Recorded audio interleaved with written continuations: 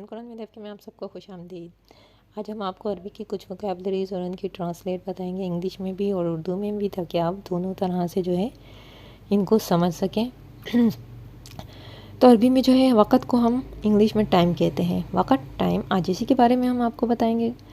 अलयौम का मतलब होता है टुडे, यानी आज का दिन, आज। अलयौम टुडे, आज का दिन। अमसिन यस्टरडे, गुजरा हुआ कल। अमसिन को हम अमसिन, इसका मतलब होता है यस्टरडे, गुजरा हुआ कल। नहार, नहार का क्या मतलब होता है? डे। नहार की मीनिंग से डे, दिन, वो कोई सा भी दिन हो सकता है।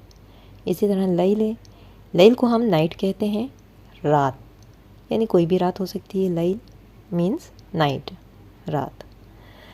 लहज़ा, लहज़ा का मतलब होता है मोमेंट, लम्हा, कोई भी लम्हा हो सकता है।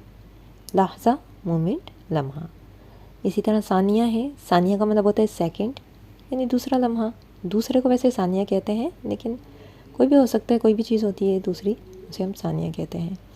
दक़ीक़ा, दक़ीक़ा का मतलब होता है मिनट, मिनट यानी 1 minute, 2 minute.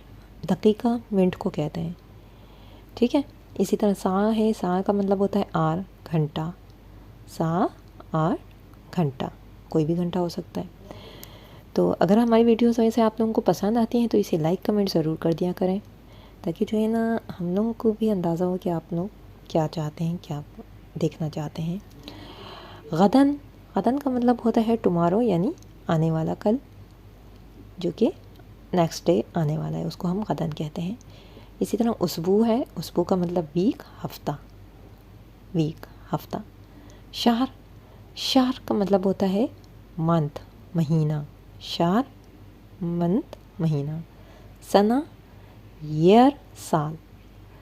Thanks for watching. शुक्रिया। अल्लाह हाफिज़।